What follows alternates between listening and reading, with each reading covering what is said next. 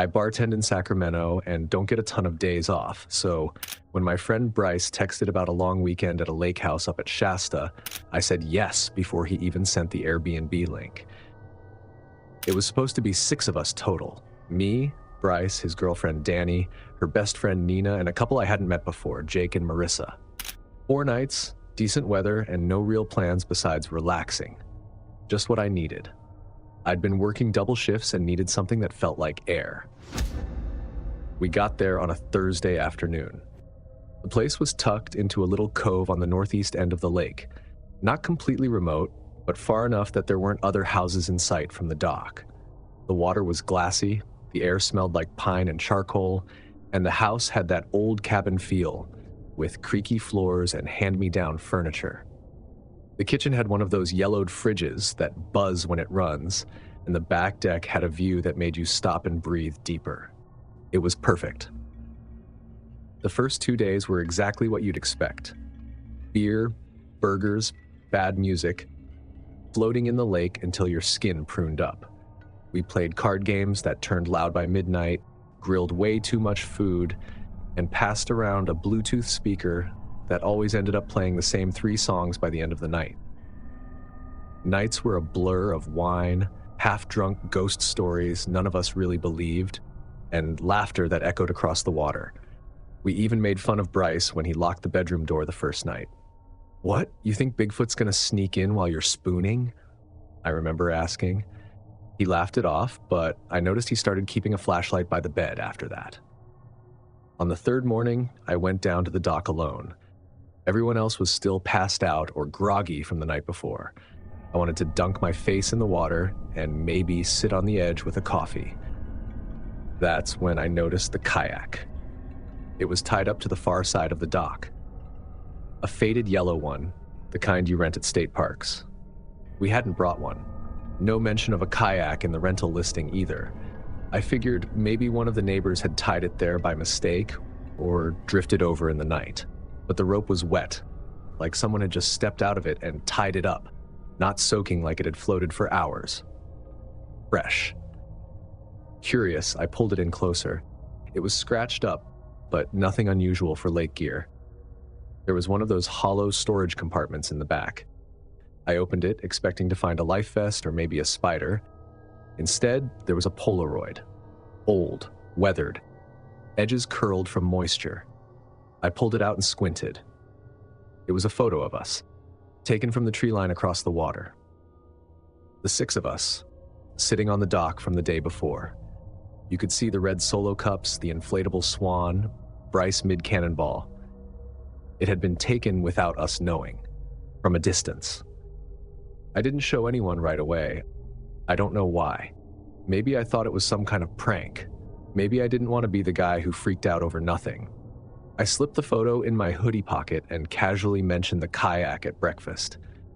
Jake said he thought it was one of ours and shrugged. Danny said she hadn't noticed it earlier. Bryce was too busy making pancakes to care. So that was that. But all day I kept checking the dock, watching the tree line, listening for oars or branches snapping. I couldn't shake the feeling that we were being watched. It wasn't loud or obvious, just this weird itch, like we weren't alone. That night, we made a fire. Bryce brought out his Bluetooth speaker and played that indie folk stuff he loves. I nursed a beer and kept my back to the woods.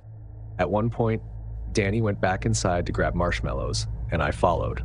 Just for a second, I looked out the back window. I thought I saw movement near the edge of the trees. Not big, just a flicker of someone stepping behind something. I didn't say anything. Around midnight, I slipped away and checked the dock one more time. The kayak was gone. Not drifted off. Gone. The rope, which had still been looped when I last checked, was floating in the water, slack and undone. Nothing looked disturbed, but the kayak was no longer there. I walked out to the end of the dock and stared across the lake, trying to spot anything out of place. Nothing. Just the reflection of the moon rippling slightly. Back inside, I considered waking someone up, but decided against it. I figured maybe one of the neighbors had taken it back, or maybe it really had been part of the rental and someone came to retrieve it. The next morning, I brought up the kayak again. Everyone sort of brushed it off. Maybe it was a neighbor's, Marissa said, sipping her coffee. Bryce shrugged.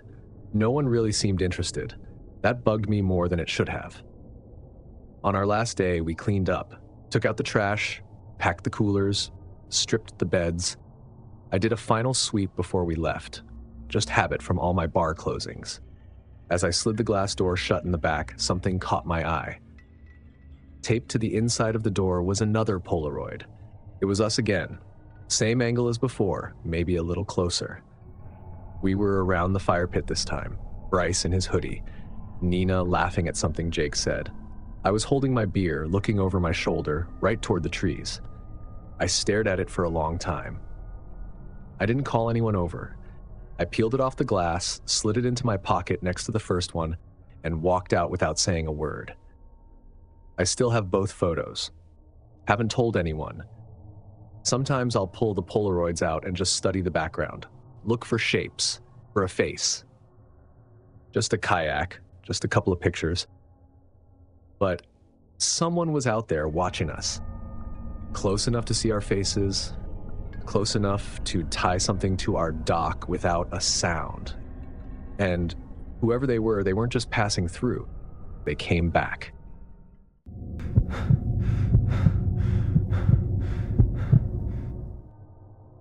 I'm not the kind of person who jumps at shadows. I work in a trauma center in Knoxville.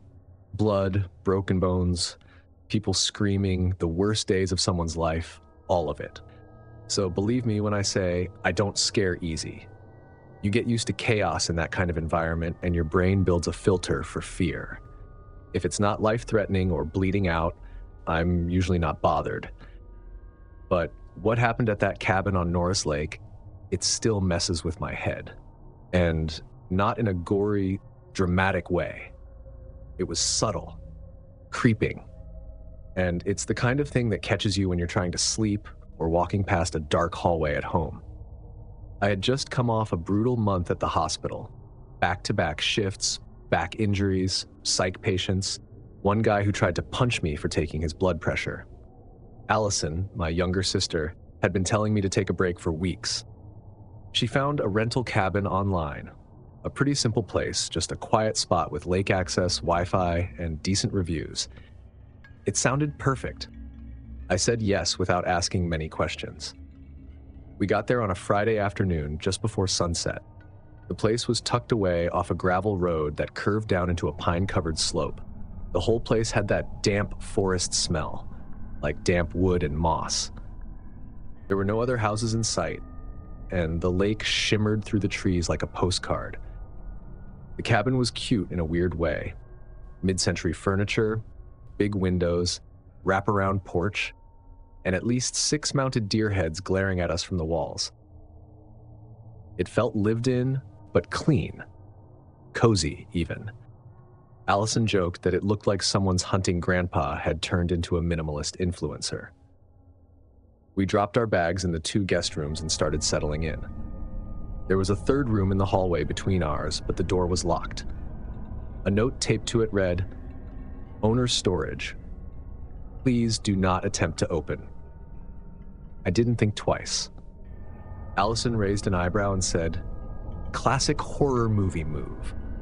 We laughed, poured wine, made frozen pizzas, and sat out on the porch until it got too cold. That night, around 2:30 a.m., I woke up with this sense that something was off.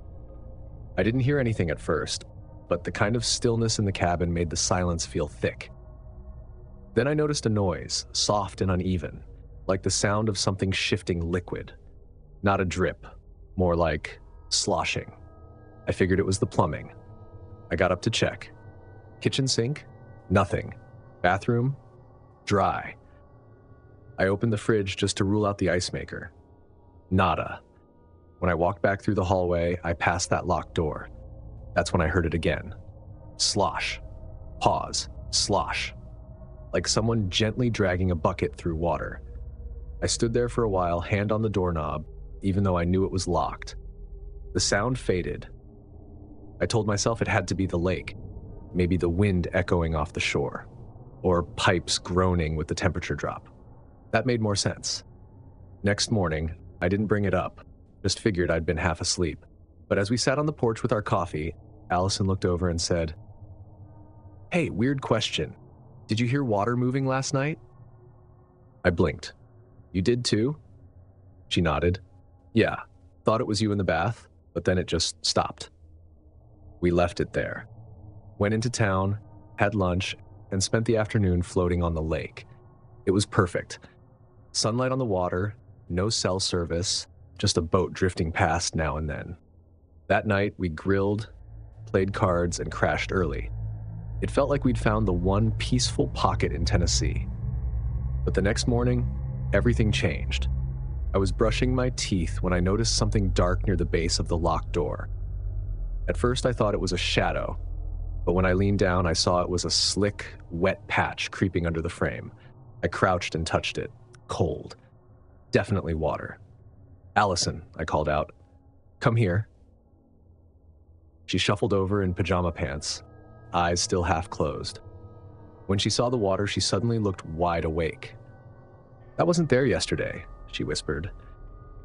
I grabbed a towel, tried to block the water from spreading into the carpet. It wasn't much, maybe a few cups worth, but it was still unsettling. There was no storm the night before. No plumbing on that side of the house as far as I knew. I called the number on the rental sheet. A guy named Corey answered after a few rings. He sounded groggy. "Hey, this is the cabin on Norris Lake, number 214. There's water coming out from under a locked room labeled owner storage." There was a pause. "That's not possible," he said. "That room's sealed. There's no plumbing in there." "Well, I'm standing in front of it and water's seeping out." He told us to leave it alone, said he'd contact the owner and get back to us. I asked if he wanted us to mop it up or put down towels. He just said not to open the door and promised to call back. He didn't. A couple of hours passed. The water spread into the hallway. I checked every faucet and line in the house. No signs of leaks. That's when Allison said, "We're opening it." I hesitated. He said not to. She gave me a look. "You really think we're just going to let it flood?" Fair point. We grabbed a long metal skewer from the kitchen and started fiddling with the lock. It took longer than we thought, but eventually the latch gave way. The door swung open. The smell hit us right away. Damp, earthy, like lake water trapped in a cellar. And it was cold. Not chilly. Cold like walking into a walk-in freezer. The room was small, about the size of a walk-in closet. Water covered the floor, up to our ankles. It rippled gently, like something had just moved through it. But there were no faucets, no holes. The walls were dry. The ceiling had no stains. It was like the water had appeared from nowhere. There were only a few items inside. Some plastic storage bins stacked against the back wall, a couple of folding chairs, and a rolled-up rug. But what made both of us stop was the far window. It was ajar, and water was dripping from the bottom of the frame, like someone soaking wet had just crawled through it. Allison moved slowly toward the window while I scanned the floor. That's when I saw a wetsuit draped over the back of one of the folding chairs. Not a modern one. This thing looked vintage, like something a commercial fisherman would have worn decades ago. It was soaked through and covered in spots with algae or mold, and it smelled briny, like salt water in decay. Neither of us touched it. We just stood there, staring. It didn't make sense. The room was locked from the inside. There were no boot prints, no puddles leading out, but something had been in there. Something left that suit behind. We didn't speak much after that, just quietly agreed it was time to go. We packed up in under 15 minutes. Didn't wait for Corey to call, didn't even lock the door behind us. Just left the key on the table and drove straight back to Knoxville. I can't stop thinking about that wetsuit. It looked so normal, like someone just stepped out of it and called it a day. But no one, not even the guy who rented us the place, had any explanation. Whatever had come through that window hadn't meant to be seen, and we opened the door it had been hiding behind. It could have picked any cabin, any weekend, but it picked ours.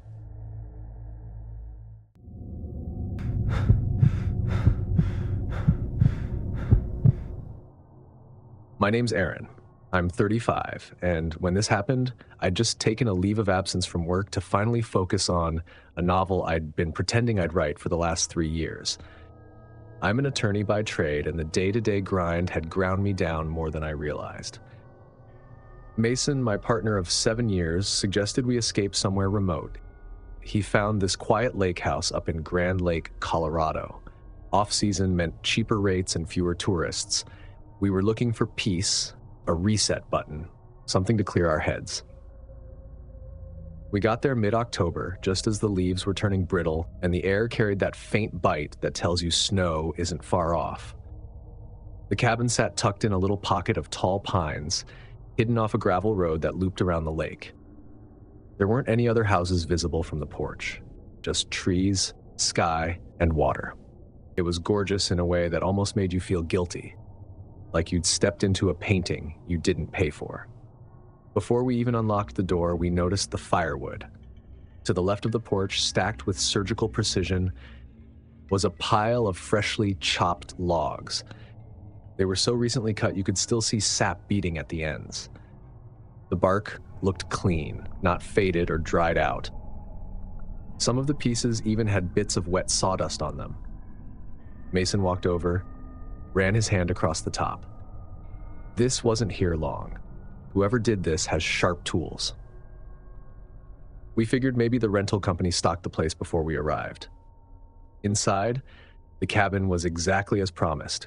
Cozy, rustic, a little heavy on the hunting lodge aesthetic, but clean. There was a big stone fireplace, shelves lined with dog-eared paperbacks, and a small desk with a lake view that I claimed immediately. I called the property manager to thank him for the wood. His name was Troy, and he sounded surprised. I didn't send anyone out there. We haven't had guests since May. You sure it's new? I looked outside. Pretty sure. Still smells like fresh-cut pine. There's no staff in the area right now. Closest property we maintain is 4 miles down the road.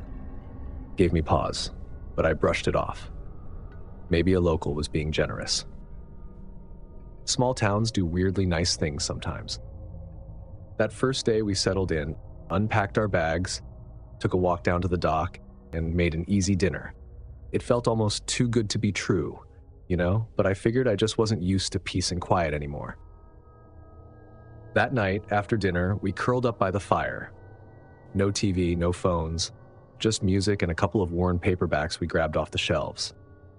Around 11:30, we were reading on the couch when we heard footsteps outside.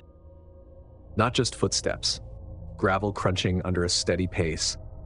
Not rushed, not hesitant, just walking. We paused the music, listened. Mason stood, moved to the front window, pulled the curtain back just a little. See anything? I whispered. He shook his head. Could be an animal. But then we heard it again, around the side of the cabin this time. Crunch, drag, another pause. I turned off the remaining lights. We both stood there in silence, waiting. It got so quiet I felt like even breathing was too loud. Mason grabbed the flashlight, slipped on his boots, and stepped outside. I watched from the window, trying not to blink. He came back 10 minutes later, shaking his head. No one out there, no prints either. Just gravel. We laughed it off. Kind of. The next morning, I stepped out onto the porch with my coffee and nearly spilled it. Right beside the original pile of firewood was a second one. Smaller, but same type of wood, same neat stack. Mason? I called. He came out and froze. That wasn't there last night. Nope. We stood there for a long time. Neither of us said what we were thinking, that someone had been there, close enough to the house to stack wood without us noticing. Still, we tried to make sense of it. Maybe Troy was confused. Maybe this was some weird regional courtesy. Maybe we were overreacting.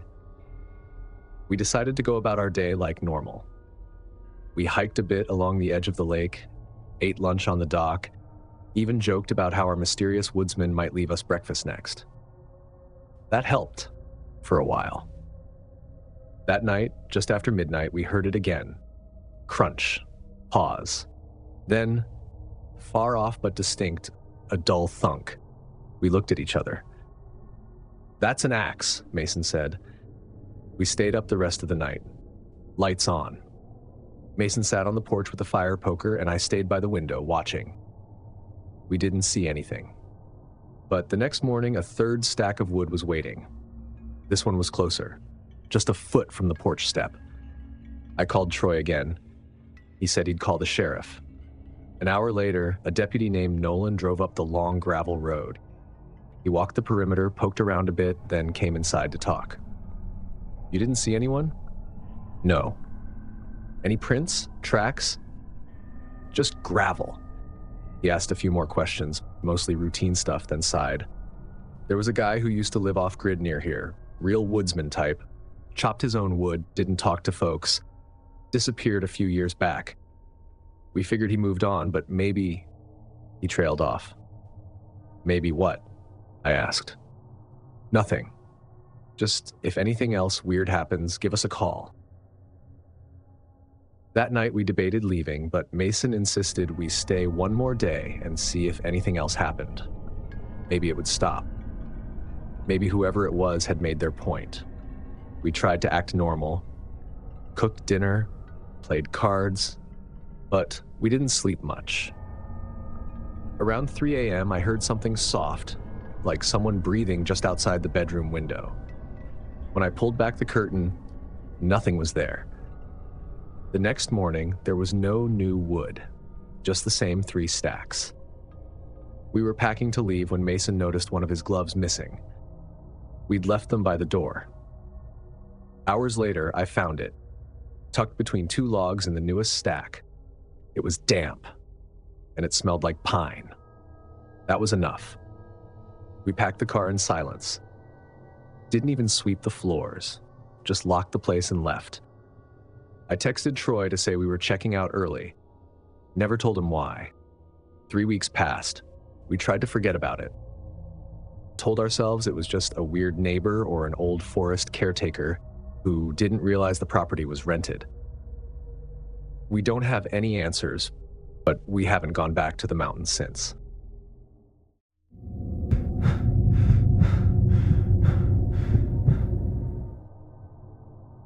Name's David. I'm a retired Army medic, and I don't spook easy. After 20 years in, my wife and I decided to settle somewhere quiet, away from the chaos and the crowds. We found a place on the Vermont side of Lake Champlain. Little house right on the water. Quiet, beautiful, isolated. Exactly what we were looking for. It's not one of those flashy lake houses with speedboats and jet skis. Ours is old wood, creaky floors, and a porch that faces the lake. No neighbors in shouting distance, just some forest behind us and that big stretch of water out front. Retirement was about sleeping in, fishing off the dock, maybe growing tomatoes. My wife likes to paint, and I'd taken up tying my own fishing flies. Quiet hobbies for a quiet life. We'd even named the house Stillwater. It felt peaceful. Things were good. Real good. Until it started. This happened late October 2021. That morning, I woke up around 4:30 a.m. Not sure why. I'm an early riser, but this was earlier than usual. It was cold. I remember that. Colder than it should have been for that time of year. The fog was so thick I could barely see the trees by the shoreline. I was standing at the kitchen window, drinking water, when I heard it. A scream. Not like someone stubbing their toe. No. This was from across the lake. A direct, panicked yell. It echoed through the fog like it had nowhere else to go. I went still. Listened hard. Then came another one. Muffled, but the same tone. Desperate. Raw. I called out to my wife, told her to stay inside, and grabbed my coat. No way I was going to ignore something like that. I walked down to the dock and scanned the lake, but it was like standing inside a cloud. Couldn't see past 20 feet. The water was dead calm. I called 911, explained what I heard. They said a patrol boat was already out doing early rounds and they'd circle our side. I stood on the dock for nearly an hour. Nothing. No more sounds. The patrol boat came by eventually, asked a few questions, but they hadn't seen anything. No stranded boats, no swimmers, no signs of distress. They said sound carries strangely across water in the fog, could have been from miles off. The rest of that day was quiet. We figured maybe it had come from the other side of the lake, or maybe someone playing a prank. My wife even joked that maybe a fox had gotten loud. I wanted to believe that. But that evening, as the sun dipped behind the trees, the fog rolled back in. Fast. One moment the lake was glassy and wide, and the next it was gone, swallowed by thick white nothing. It crept all the way to our porch, soaking the screens and muting every sound. Even the loons went quiet. Around 9 p.m., I was out near the shed, locking up my gear for the night, when I heard something again. A splash, not far out. Then another, closer. I grabbed my flashlight and walked toward the dock. My wife called after me, said she didn't like it. I didn't either, but I needed to see. I got about halfway down the dock when something banged against the ladder, the one on the side that drops into the water. Not a small bump, a bang, like something hit it from underneath. I swung the light down, expecting maybe a log or a big fish, but the water was still again. Nothing in sight. Then I saw them. Footprints, wet ones, on the dock, leading up from the ladder. Clear as day, right there in the beam of my flashlight. Barefoot, human.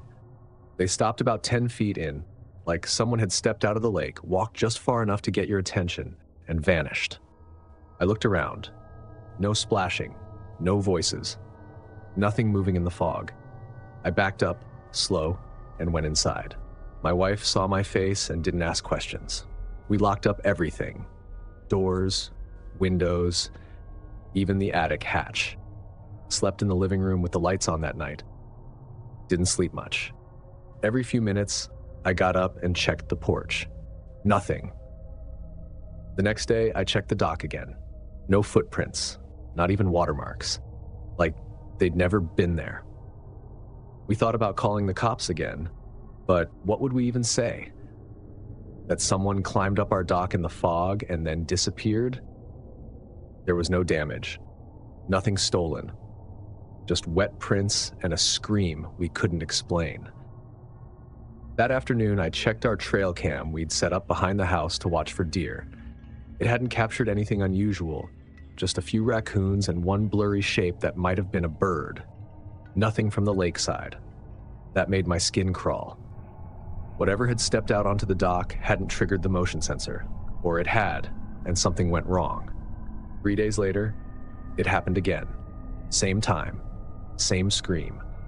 This time, I didn't go outside, just sat in the dark, flashlight in my lap, waiting. The scream echoed once, then again, fainter. I sat there till the sky turned gray and the fog began to lift. Didn't say a word, just watched. Over the next week, the fog kept coming back. Not every night, but enough to keep me uneasy.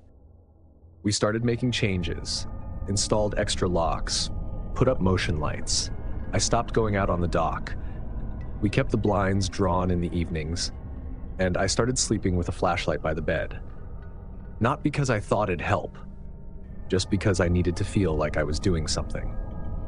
I talked to a guy at the bait shop who'd lived in town for 40 years. Told him I'd heard something strange on the lake. He went quiet. Said, "You're not the first." Wouldn't say more than that. Just told me fog season had its own rules. Said the lake was older than people remembered. Told me to keep my lights on and never answer a voice coming from the water. A few days later, we had company over, our niece and her boyfriend, just for the weekend. I didn't mention anything to them. Didn't want to scare them off. That night, the fog came early. While we were eating on the porch, we heard something, just a faint splash. Our niece looked out and said, "Did someone fall in?" I said no. Her boyfriend offered to check, but I stopped him, told him it was probably just a fish. Later, after they went to bed, I sat in the chair by the window. Same spot. Flashlight in my lap. Around 2 a.m., I heard footsteps on the deck. Not ours. Slow, unhurried, wet. I stood but didn't move forward, didn't pull the curtain aside. I just waited. A minute later, I heard them fade back the way they came. Nothing else. The next morning, the motion light was off. No prints, no marks. But the dock ladder was wet again. Not from dew, dripping wet, like someone had climbed up and waited. I told my wife I wanted to sell the house. She said she'd been thinking the same. Now, every time it fogs up, I don't sleep. I sit in that same chair by the window, flashlight in my lap, watching the lake disappear into white. I wait. And the dock? I haven't stepped on it since. If these lake house stories made you question isolation, wait until help stops answering. Smash that like button, hit subscribe, and drop what you do in these nightmare scenarios. And if you still think calling the cops makes you safe, this next video might ruin that idea. Click now to watch 4 disturbing horror stories where police couldn't help. Because sometimes the scariest word you'll hear is, "There's nothing we can do." Stay ready, stay safe, and I'll see you in the next nightmare.